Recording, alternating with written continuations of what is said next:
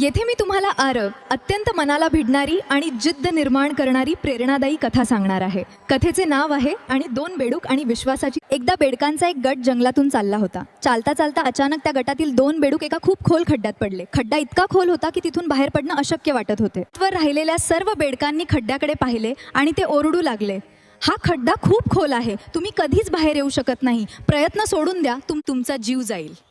नाही, आम्ही थांबणार नाही, आम्ही बाहेर पडू. बाहेर पडण्यासाठी वर उड्या मारण्यास सुरुवात केली. वर उभे असलेले बेडूक सतत ओरडत होते, नका करू प्रयत्न, काही फायदा नाही, तुमचे नशीब खराब आहे, आता इथेच मरावे लागेल. वरच्या बेडकांचे बोलणे ऐकून खड्ड्यातील एका बेडकाचा धीर सुटला. त्याला वाटले की हे सगळे बरोबरच सांगतायत, आपण बाहेर नाही पडू शकत. त्याने प्रयत्न करणं सोडून दिले. तो एका कोपऱ्यात जाऊन बसला आणि काही वेळातच भीतीने व थकव्याने त्याचा जीव गेला. पण दुसऱ्या बेडकाने प्रयत्न सोडले नाहीत. तो आधीपेक्षाही जास्त ताकदीने वर उड्या मारत राहिला. वरचे बेडूक अजून जोराने ओरडत होते, अरे थांब, कशाला त्रास करून घेतोस, तू पण मरणार. क्वॉक. तो थेट खड्ड्याच्या बाहेर आला.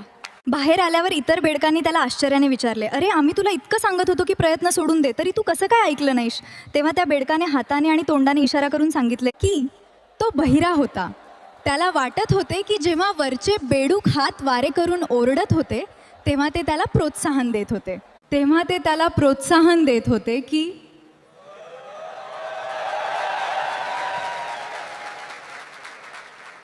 चल, तू करू शकतोस, अजून जोरात उडी मार.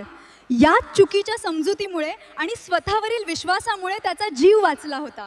गोष्टीचे तात्पर्य आहे की आपल्या आजूबाजूला असे अनेक लोक असतात जे तुमच्या क्षमतेवर शंका घेतील आणि तुम्हाला मागे खेचण्याचा प्रयत्न करतील. जेव्हा लोक म्हणतात की हे तुझ्याने होणार नाही, तेव्हा त्या लोकांच्या नकारात्मक बोलण्यापुरते बहिरे बना. लोकांचे टोमणे आणि नकारात्मक विचार ऐकणे बंद करा.